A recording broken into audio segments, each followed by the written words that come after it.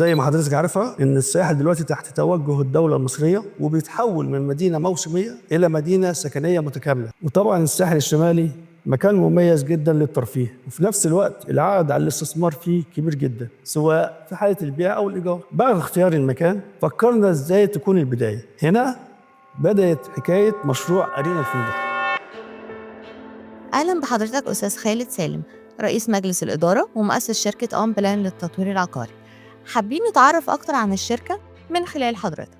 في البداية أنا أحب أشكر جميع شركاء النجاح اللي كان ليهم عامل كبير وأساسي في تأسيس وتنفيذ رؤيتنا، وندعو الله عز وجل بالتوفيق والنجاح. بداية عملنا في المقاولات العامة والبنية التحتية بدأت من 10 سنوات تقريبا، وأكثر من مكان في السوق العقاري المصري في اسكندرية والساحل الشمالي، وكنا شركاء للعديد من المشروعات العقارية. ولما فكرنا نأسس لشركة أون بلان عملنا خطة مبنية على دراسة كاملة من أفضل الخبراء في السوق العقاري المصري. أسسنا الشركة في سنة 2024، ودي كانت البداية. وهدفنا في أون بلان إننا نكون عامل أساسي لتحقيق مستقبل أفضل لتطوير مشروعات بتساعد على النمو الاقتصادي للدولة، في تحقيق الرفاهية والاستثمار في شراء العقار المناسب ليه، وفي نفس الوقت تكون سبب لسعادة العملاء.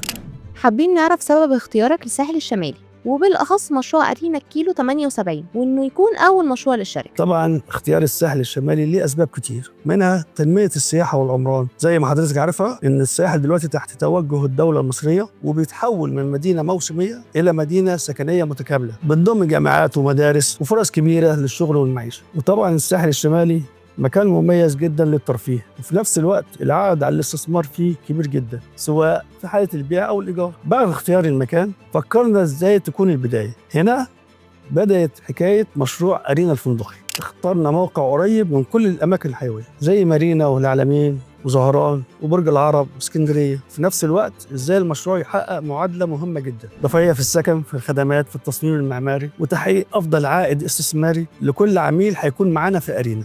في رأي حضرتك كنا عايزين نعرف إيه رؤيتك للسوق العقاري، وهل أون بلان بتواكب التطورات المتغيرة في السوق العقاري؟ طبعا السوق العقاري المصري من أفضل الأسواق العقارية في العالم، وده واضح جدا في آخر 10 سنين. وطبعا الدولة المصرية تحت قيادة السيد الرئيس عبد الفتاح السيسي فتحت مجالات عمرانية ضخمة في المدن الجديدة، سواء في الساحل أو العاصمة الإدارية أو الدلتا. ده اللي خلى السوق العقاري في مصر بقى سوق مثمر جدا، وفي فرص كبيرة لأي عميل بيفكر يشتري عقار، سواء بهدف الاستثمار أو حتى الاسترداد. واحنا شايفين إن شركة أون بلان جزء من الرؤية دي.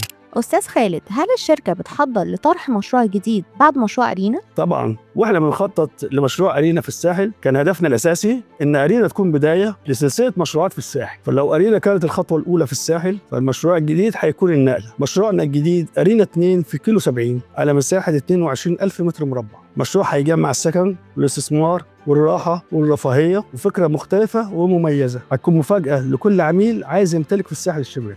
كلمة أخيرة توجهها لعملاء الشركة اللي اشتروا في أرينا، وكلمة توجهها للعملاء اللي لسه هيشتروا. طبعا لكل عميل امتلك معانا في أرينا، انت شريك في مشروع بيتم تنفيذه عشان نكون علامة في الساحل الشمالي، واحنا كشركة أون بلان معاك حتى بعد استلام وحدتك. وده لأننا أسسنا شركة إدارة فندقية متخصصة باسم أرينا عشان نقدر نحافظ على مشروعنا ويفضل دايما على أكمل وجه. باختصار، خدمة ما بعد البيع مبدأنا الأساسي. أما بالنسبة لكل عميل بيفكر يكون معنا، مشروع أرينا مش على ورق، مشروع أرينا واقع مبني بنسبة 70%، وسابقين الجدول الزمني كمان. وأنا من مكاني بدعي عملائنا يزوروا الموقع في أي وقت لمتابعة التنفيذ. الفرصة في أرينا مش بس في السعر ولا التقسيط، الفرصة الحقيقية إنك تمتلك مكان متخطط له صح وبيقدم خدمات ترفيهية حقيقية. باختصار، أرينا استثمار حقيقي ورفاهية ليك ولأسرتك.